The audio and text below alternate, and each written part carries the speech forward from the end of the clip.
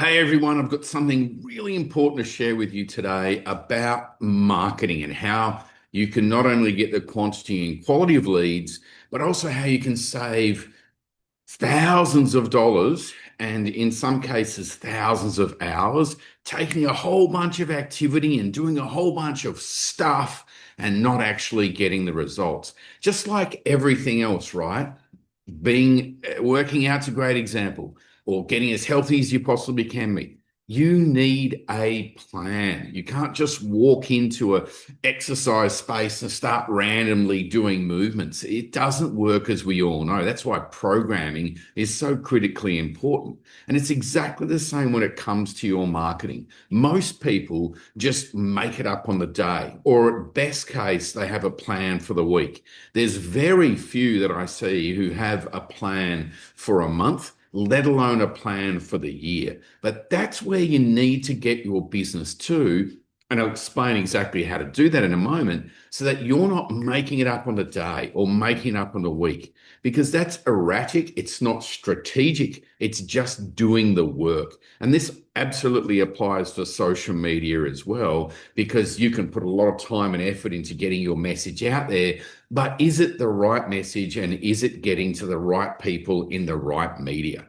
So these are all critical factors that you need to decide. We've talked about this in a video previously about your ideal client avatar and really making sure you're speaking to them, not just in the language or the copy and video you create, but also in where are you channeling your message to. So the next step with that, once you've got your actual calendar operational, like I mentioned in my last video, now you want to look at your marketing calendar. So look, I can talk about this all day. Why don't we take a look at a sort of generic, if you like, calendar? What's important to look at here is not what you see in terms of the details, it's just the organization. So this is a calendar for 2025, and you can see the first campaign is a Jumpstart January, and then it moves on to Chinese New Year. These clients in a specific area in Asia Pacific where that's a big deal.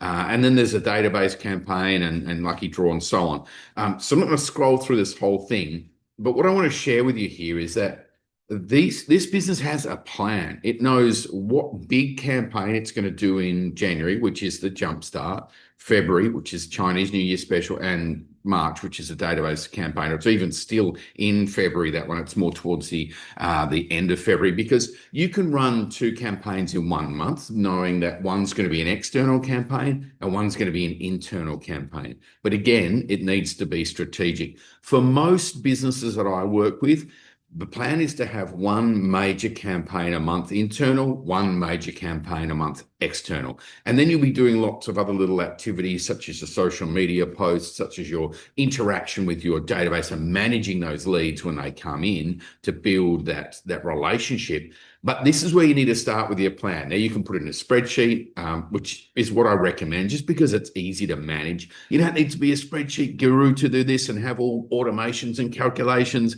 especially if your business isn't big enough to warrant that. But what we do want to do is create a tool which not only can use in 2025, you can use it again in 2026 and then in 2027, because this will be the bones of your marketing for the rest of your business's career or life. So get it right at the start, and then we can tweak and measure along the way, which I'll get to in a moment. There's some basic things you need is actually, what is a campaign going to be doing? What's its plan?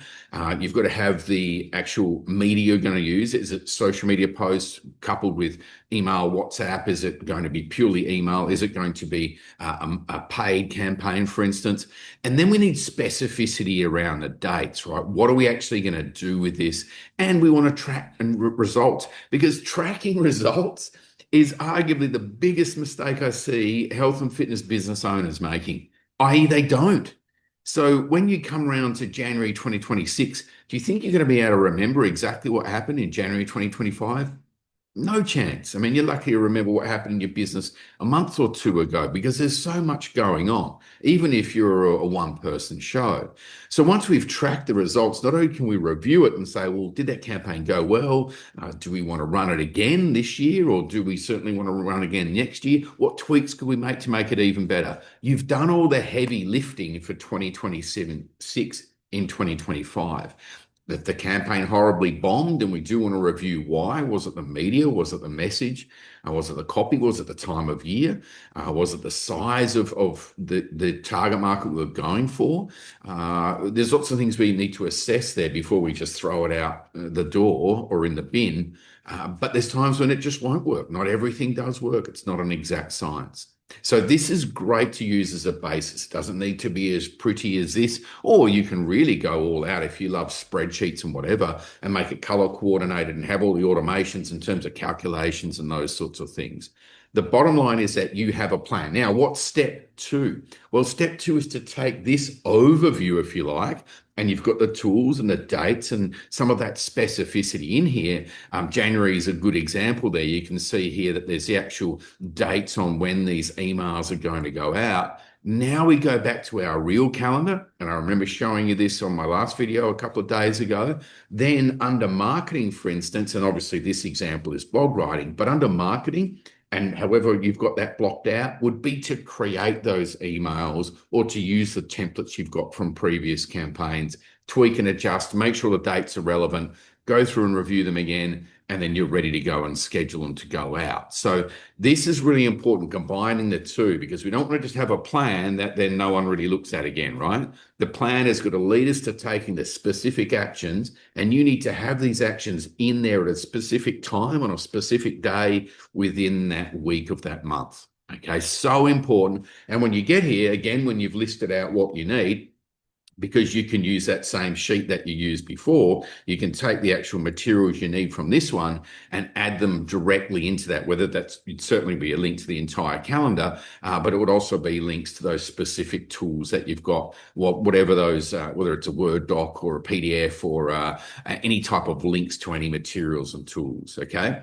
Super important that you use this to gain efficiency. You'll have a plan that you'll feel confident with, and then you can take the right actions, not just getting busy all day and not getting anything done when you've got it locked in here. It'll mean that you're committed to following through and getting the job done, which is what it's all about, right? Because we can complain and be unhappy with the quantity and quality of leads and therefore clients we're getting in our business, or we can develop a plan. Don't just walk into a gym or an exercise space and start doing random activities, because you know what happens? You don't get results. Worse, you can get injured, right?